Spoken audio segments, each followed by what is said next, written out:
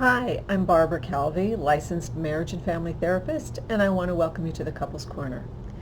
Today is part 2 of my 4-part series on affair recovery and the steps to take to help the process of the recovery. I'm talking today about the betrayed partner, and there are several things that I think that are important for you to know. First of all, if you're the betrayed partner and you recently found out about an affair, you probably are on a roller coaster of emotions, the likes of which you have maybe never seen before. Everything from rage and hatred to I want to be with my partner and I feel so lonely and I'm so sad, and everything in between. You might even be feeling like you're going crazy. You may be driving to work and getting lost, even though you've been driving the same route for the last 5 years. You may be going out to run errands, find yourself somewhere where you have no idea where you are or how you got there, and you don't remember where you were going. And so you feel like you're going crazy. I want you to know that this is absolutely normal. Your system has had a shock. The first stages of affair recovery are called the crisis and trauma stage for a reason. Your system is absorbing a trauma. And so the nervous system is going to do what the nervous system is supposed to do when there's been a trauma. You're going to forget things. Your emotions are going to feel out of control. And what I want you to know is, again, it's normal. And I really want you to avoid what a lot of people in this situation do, which makes it worse, and that's beat yourself up. Really, I want to invite you to hold yourself with kindness and self-compassion and just make space for the fact that this is a normal part of the process. This stage, the crisis stage, tends to last from the first moment you find out to 3 months, sometimes 6 months, but somewhere in there, things will start to subside. I know right now you're probably thinking, oh my gosh, that feels like an eternity. How am I going to make it through? But you will make it through. And the key thing to remember that right now is not the time to make any important decisions, financial, about selling properties or buying properties, even about splitting up, and to see if you could just put those decisions on hold until your emotions, you're feeling a little bit more like yourself and your nervous system has calmed down. After 3 to 6 months and you start to feel a little bit more stabilized, this is when the real work of working on yourself and your relationship can begin from a more logical perspective, and that's going to be really important. One of the things that I caution the betrayed partner about when they're going through this is, there's a lot of anger and rage, which is normal. You have every right to it. But when someone really wants to work on the relationship, or they think they might want to work on the relationship, acting that out with their partner is only going to delay the process. It only sabotages the ultimate goal that you want. Please get yourself support from family, from friends, from a professional therapist if you don't always have one, to have a space to go through all those intense emotions, to process them, to even come through and get to a more stabilized place sooner, and to have a place to rant and to rave and to rage so that it's not coming out at your partner, so that you can come back to your partner and tell them how furious you are, how enraged you are, all of those things, but in a more measured way. This process challenges even the people who are the best communicators.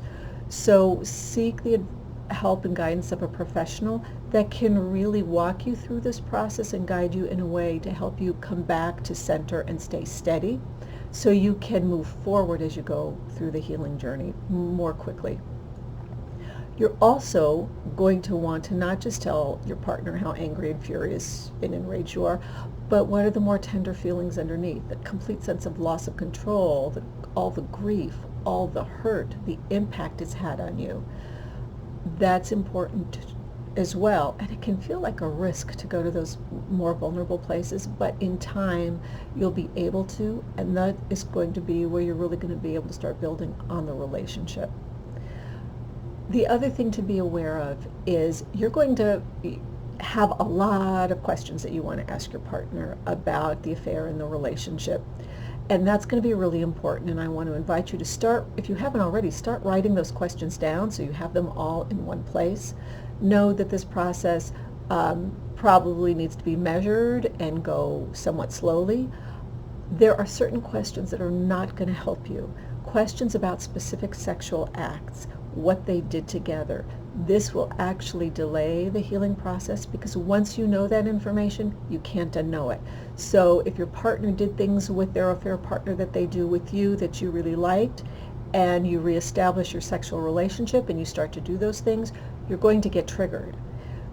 It's going to be easier, not easy, but easier to move yourself through what did they do together? Did they do this? Did they do that? I have no idea. It's easier to move through that than having concrete images in your mind of what they did do. So spare yourself that pain, focusing on questions like, did you ever think of me when you were with your partner? Did you ever think about how I would think and feel if I ever found out? Did you ever think about our children and the impact it would have on them? What did the affair mean to you? Questions in that realm, go for it. Something to keep in mind, when you're asking those questions, some of the answers that you get are going to be answers that are difficult to hear.